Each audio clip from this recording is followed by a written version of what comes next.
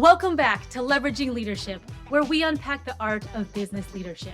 I'm your host, Emily Sander, Chief of Staff turned Executive Leadership Coach. I work with people to help them step into effective leadership and realize their professional and personal goals. If you have known failure and success, if you have had good bosses and bad bosses, if you are a high achiever and want new ideas, and if you want the practical and tactical side of things, then you are in the right place. This show is all about finding your points of greatest influence and leveraging them to better serve those around you. Selina, welcome to Leveraging Leadership. How are you today? Thanks so much, Emily, for having me. I'm great. How are you? I'm doing very well. I'm excited for our conversation. So you are currently in Germany, yet you have spent time in Ghana and Kenya in Africa. Is that right? Correct. Yeah. Okay. So that's where work took you for a little bit. So we'll jump into all of that. But first of all, in terms of your chief of staff role, you support two principals. It's the CEO and then CBO. And I think those were the original founders of the company. So can you just explain that setup for people? Yeah, that's right. So they were starting with this just co-founder structure and that co-leading structure because they're just a great team. And I think, it's kind of a cool thing if you have like a team leading that, promotes team spirit throughout the company. Yeah. And if they had that CEO-CBO a bit more structured before, but they just realized that they're better as a team and that they, just fit so well together and, add value to each other's opinion that they thought this is a great idea. And nobody complained. It works really great. So, yeah. So CEO, people are familiar with that one. And then CBO, what function does that serve in your organization? So it's Chief Business Officer, right? So we as a consulting company, we need clients, we need business coming in. So that's always, that side that needs to be focused on as well. So it's, probably you could think about it as a symbiosis between the strategy and, the overall strategy and then the business-driven side, maybe. Okay. And then you have relatively new or young or new founders. So they were the original founders of the company. Yes. And the way you got into that role was it wasn't as straightforward as, they had a job posting for chief of staff and you applied and got it. It was almost like you pitched the role and they didn't quite know they needed it, but they did. And they didn't quite know you were the person to do it, but you were. So tell us a little bit about that story. Yeah, it is quite interesting. So I've been people operations manager at Baobab Consulting before for maybe like 7-8 months. And the founders, especially the CEO, she talked to me and were like, they need a supporting person.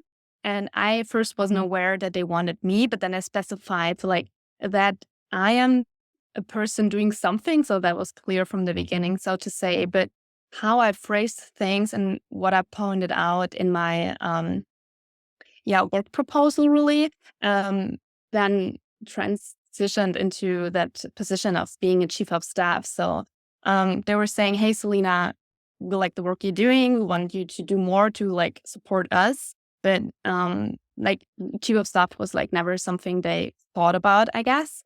But in my work proposal, I was thinking about, okay, what do I think the company really needs? What do I think my co-founders really need?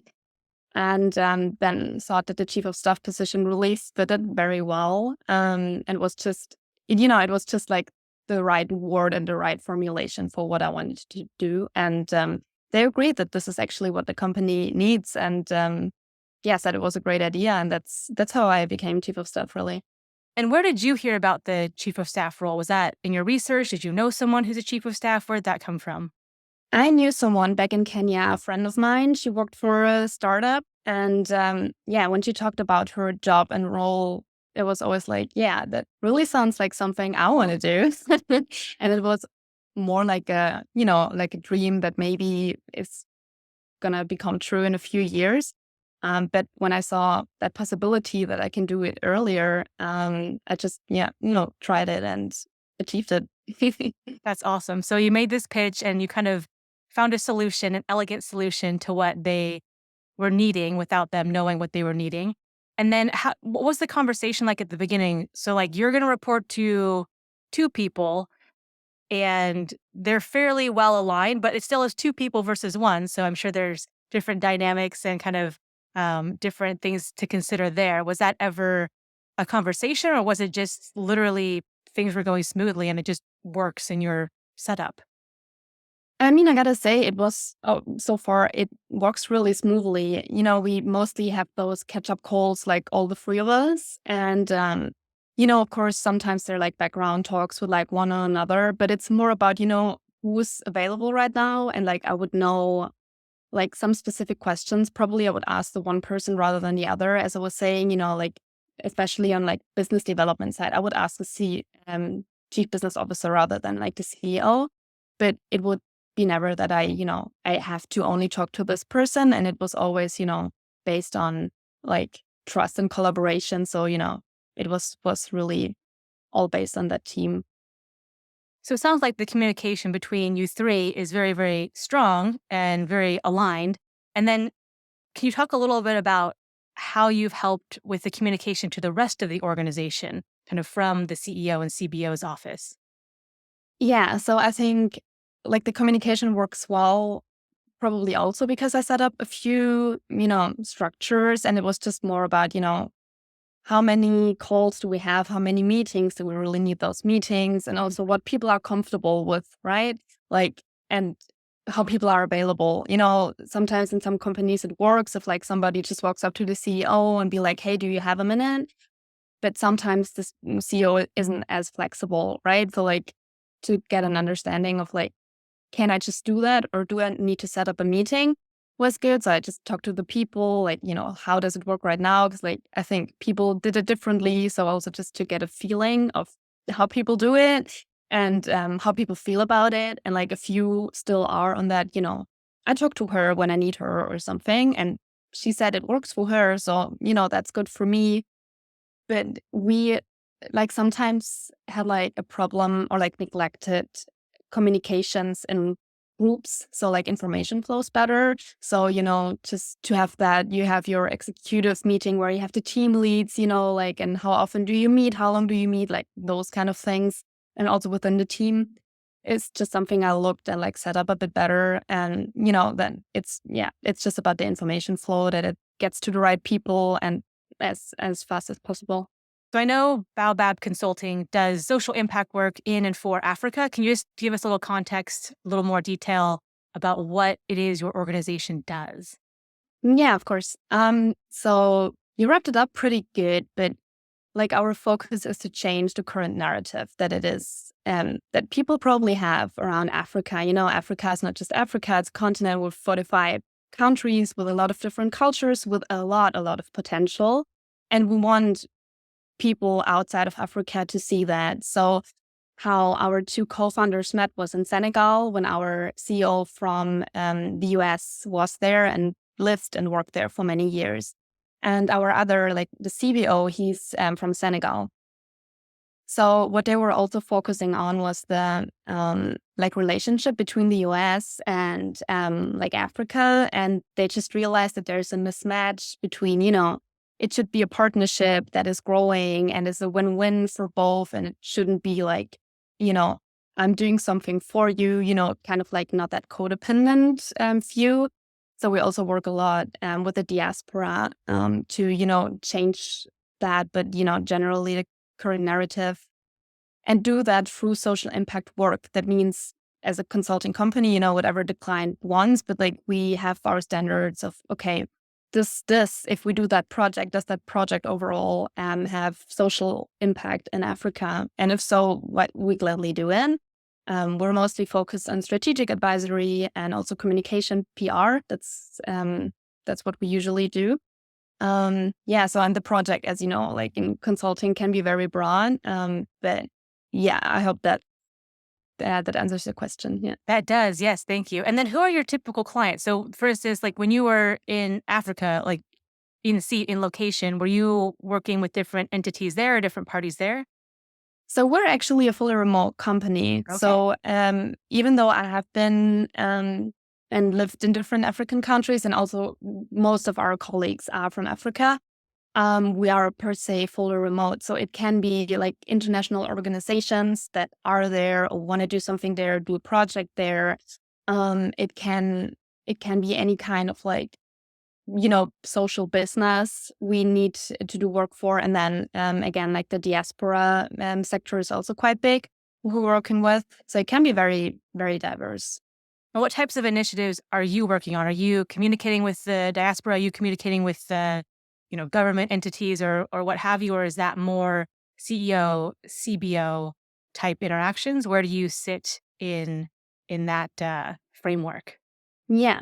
So we have, that is very often CEO, but we also have someone else who's more engaged with the client work. Like I am on a frequent basis on client work as well. But she manages those mostly. And I'm more like that internal strategy company kind of head, I would say, to think about, where do we go? Like, what do we do to get there? And, just some, research and be like, okay, maybe we need to adapt to this trend, like that kind of things. And also what I always love to add is, like I have the pleasure to work with a great team and, give them the tools and everything that they can make their work even better, hopefully. And, focus on their well-being, which is, I think, very, very important, especially in a remote team as well, Yeah. So on that's a really good point because a lot of chiefs of staff are directly or indirectly involved in designing that culture. And whether chiefs of staff like it or not, they're always involved in the types of interactions they have and the tone they set and all these things. But it sounds like you have some actual initiatives that are around well-being and that are around giving your team members the resources they need, whether that's, systems, tools, the knowledge, access, all of these different things to be set up for success. So what types of things are you doing on a daily or weekly basis with your team to help set that culture? Talk to them. So open communication is like very important. And I think, and especially for us, so like I talk to people and, they can reach out to me if they have like anything they want to have my opinion on or need my help with. That's where I'm supporting the CEO and CBO for sure, being like the person who can get some tasks off their shoulders, and be like the one that's very approachable for like everyone else. So whatever projects come up and that would be the day-to-day and the week-to-week one. I think like on a longer run, if I should add that, then, doing some audits, I did like a personal audit and I do that. I want to do that on a regular basis, or a tools audit, all of that, seeing what we do, understanding what we need again, and then trying to improve it. And the same with the personal audit, it's fine if you talk to people, but not everybody wants to tell you something in a one-on-one session. People want to write it down. People want to do it anonymous, like also a satisfaction survey, for example, is like something I'm doing. And also in the personal audit, understanding where our people are, in which areas they want to grow, and how we as a company can support them in doing that, like the career goal development item. Yeah. So is that personal audit, is that taking inventory of their time? Is that kind of their job satisfaction? Is it all of it together? What would encompass a personal audit? So what we had is a bit more like what you were saying, but on top as well, how do you feel in the team? Is your team properly equipped? That also helps with the job architecture, and understanding what personnel or team needs there are, I guess. Also just reaching out to people to get their opinion on the company, because, working as well, like as a chief of staff somehow in human resources, like, that people are, your most like the best asset you can have. So you should use it, right? So asking people about their opinion and like, maybe get like an idea from them is also something I want to, I just like collect in those. But then, the career goal development aspect, where do you want to go? Is there something you want to improve, but also is there something with Baobab that you wanna see improving? Yeah.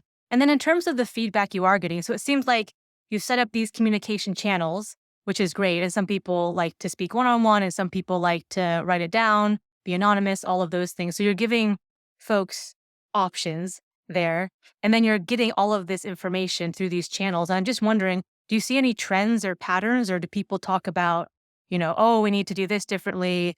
Or, oh, I'm really interested in learning about this. Are there any trends or things that people are really interested in based off of those surveys?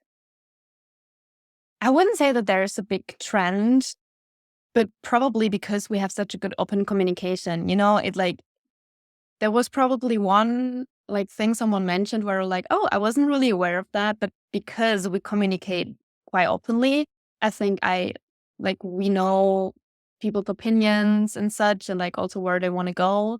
Um, yeah, I think it's generally like, at least in our team, people are very engaged, and you like sometimes see also doors opening up for people within the company, which I think is very interesting. Someone who was serving for like the partnerships team for a long time rather want to go like in a different direction maybe. And I think that's also just something that's great to see.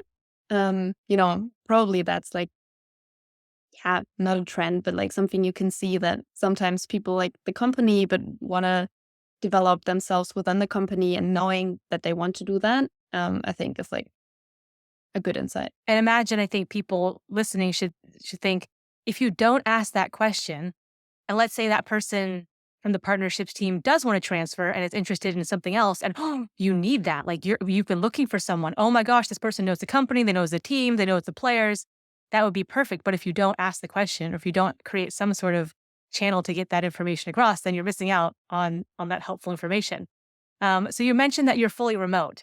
And I want to talk about that for a second, because a lot of chiefs of staff have either a fully remote setup or a hybrid situation, and they're trying to build relationships and lead through influence and keep a pulse on things all through Zoom or whatever system you use. So what have you found works well? And maybe even start with like, here are some challenges we ran into, and maybe what we found works well in terms of a fully remote setup. I think that you have a good communication structure in form of like recurring meetings is important, to always have those touch base, like always have like, yeah, those like kind of base where you can touch and can talk about things. Also create space to just connect. We have like once in a month, we have like a town hall where people can come and have an open agenda. Like if anybody wants to talk about something, they can do it. If people just want to connect, that's a thing.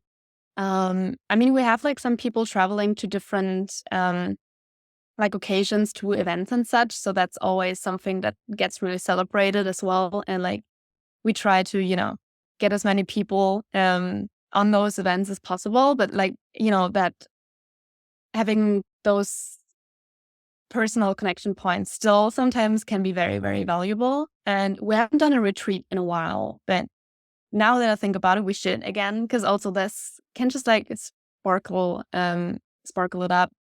But yeah, otherwise, some people there are just more comfortable with remote work, right? Like introverted people like to, be home probably and not need to go in the office. You have the flexibility, which, it brings so many good things as well.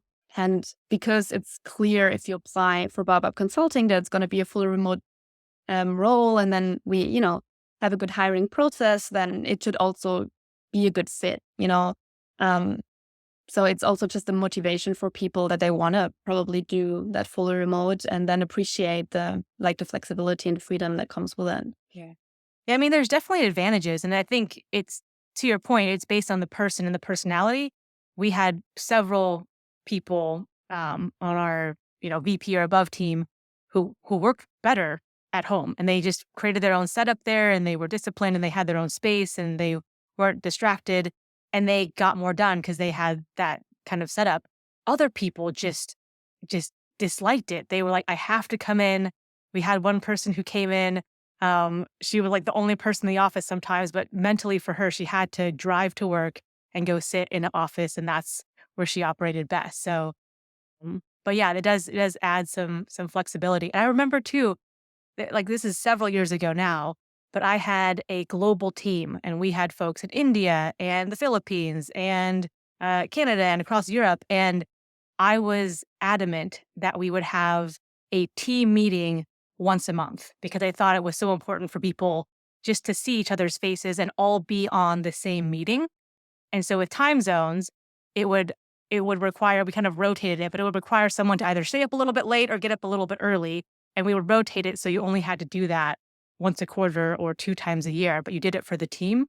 But to me, just having that collection of people on a meeting and then them being able to interact was important. And I know you have some causes that you're advocating for, and it's kind of in context of Africa and social impact and well-being, but can you tell us a little bit about those? Yeah, that's probably more, I mean, working in social impact is already like one thing. Trying to change a narrative is like also a good progressive thing, right? To be on that standpoint. As I was saying, like I'm very focused on well-being because I have a master in psychology. So that's just something I'm always very focused on and find very interesting, and find also that it is very often neglected in like companies to like understand that like if you invest in your employees, it actually makes sense from a business perspective as well. Like you have a lower turnover rate, like people are more motivated, you don't have silent quitters, you don't need so much capacity in hiring. And, you have those like probably 3 months where someone is transitioning out. Then you have 3 months where someone is transitioning in. So you lose a lot of money because people are not 100% productive in that time. Like all of that. And as I was saying before, maybe you can have like an internal applicant for a role, and, that person knows that company already.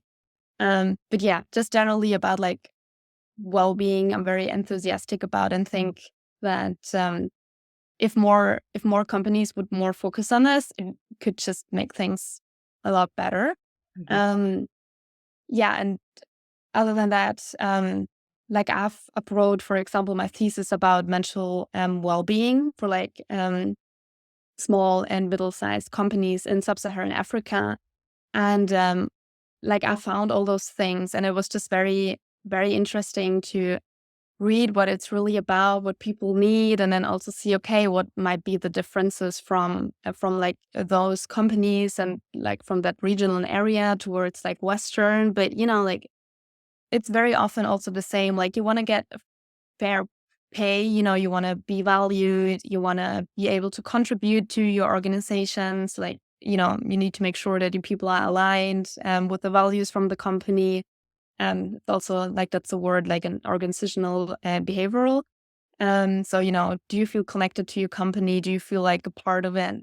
And you can make this happen. And I think you can create a very, very nice culture with that. And which is also interesting and important if you work with different cultures, like you will not be like where we have people from Kenya, Nigeria, South Africa, I'm German, from US, from Senegal, from Tunisia. We have like so many people, and you can't set up a Tunisian or a Senegalese work atmosphere because we're so diverse. So that's probably even more important that you have a great company culture that is, open to like a lot of different cultures. What's something that surprised you from another culture? I'm not sure if that counts, but so we as Germans were very direct. I'm sure people hearing this are like, yeah, I know that. So going to like any other culture is usually much more indirect. So it really helps you understanding people's mimic and all of that, and how they say things more indirectly. So it still was a surprise, but because you can't, you don't know it if you haven't been. Um, so that just like was a great learning. But then again, like Kenya and Ghana, like I had such warm welcomes from like both cultures and people, and yeah, it's just more that, more of that concept. You should be not judgmental, but curious. And then, you will learn so many great things. Yeah. How did you flex your communication? Because if you're speaking to your colleagues in Africa, but then you mentioned one of your bosses is from the States. I mean, now depending on where he is, where he's from in America, you can be very, very direct. or you can kind of be a little bit more laid back. So I'm wondering, was it a conscious effort to change your communication style a little bit depending on your audience, or was that not something that you had to spend a lot of time on? I mean, because we all like everybody who works for that company has been and has lived in any African country, right? So I mean, again, there are like a lot of different cultures within that continent, but it would not be like I would not communicate in a very German way, and my boss, like from the US, she would not communicate in a very US American way because we have those like experiences and that perspective where you just have like that cultural sensitivity, how to, try to say and formulate things for like a greater and more diverse audience. That Hmm. makes sense. It does. What is GiveWell? So GiveWell, that's like an organization from like the effective altruist movement, which I'm very which I just love. And like GiveWell or like Giving What We Can are both organizations that try to detect the most effective charities, and like to try to make giving more effective. And I think like working in social impact, being very enthusiastic about that, I think it's just great because you always want to do, people want to do good. We want to give back. We are altruistic, right? So doing that in the most efficient way is like just a very interesting mindset, to help the causes that probably are neglected and help the causes, in a smart way. Like there's been one organization, for example, instead of like giving money so people get malaria vaccines, they actually spend money on like those nets around your bed. Yeah. And that has like such a bigger impact at the end user. So that's a wrap up from like GiveWell. They're very research based and, try to show you, okay, where does your dollar have the most impact, which I think is very great. And sometimes it's something so simple like a net that can prevent a horrible disease or a horrible situation. Clean drinking water. I mean, we take it for granted in the US and in Germany, I'm sure you have clean drinking water, but that's not the case in every country. So, okay, so give well. And then is there an assessment on there or how rich am I? What is that kind of test about? Oh yeah. So that's from Giving What We Can. Ah, That's also something I think probably people that listen to that podcast should try. Go to Giving What We Can, go to like How Rich Am I? And you can, it's like it's just country based. So it's not 100% perfect, but you click on the country you're living at and what you earn in a year, and then it kind of shows you how in what percentage you are. okay. I'm richer than so and so many percent. And I'm sure that people will have an emotional moment where they see that in a global context, we're quite rich. And I think that just motivates you probably to like give more and hopefully to effective organizations as well and NGOs. That's what it is about. Wow, that's good. Yeah, I'm going to go take that test because sometimes we get caught up in our own little tunnel vision in our own little world and oh my gosh, things are so hard. And then if you zoom out and you literally take a look at where you are in terms of the big picture, in terms of the global picture, oh my gosh, I have a responsibility to, take care of those who are less fortunate. And then I think the give well piece is you're right. A lot of people, they do want to help. They just don't know how, or they don't know the best way, and they want to make sure their money is being used well. And so, give well literally is in the name. So we'll have those links in the show notes for sure. Selina, is there anything else as we wind down here? Anything else advice you would give to chiefs of staff, advice or guidance you would give to people in general about well-being or about social impact? Any last words of wisdom? I think I'm going to rephrase what I said before, but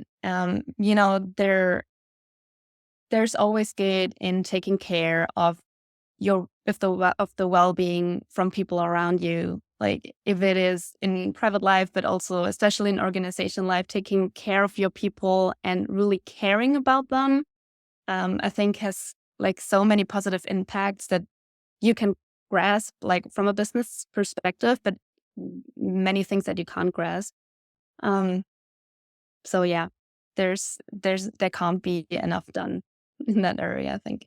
Thank you for that. And interesting, when you were saying that, what came up for me was we often think about like our own personal self-care and well-being and holistic health for ourselves. And then sometimes when we look at it like at our business, we're like, okay, now I need to come up with a program to make sure our team members have well-being. We kind of forget that they're like a human being living their life too. Yeah. So like in their shoes, like it's me and I'm trying to do work-life balance and I've got, kids in, daycare or kids in college, depending on what phase you're in. And so it's a very human thing to try to help in that way. And so when you were saying that, I was like, oh, yes, it is. There's like the personal individual version of that. And then there is, the broader scheme that chiefs of staff are often involved with. So just a good thing to keep in mind. We're humans, like we're human beings. Exactly. First and foremost. Very cool. Well, Selina, thank you so much for being on the show and sharing your experience and your background. Thank you. Thank you so much, Emily. If you enjoyed today's episode, please like, share, and subscribe wherever you get your podcasts.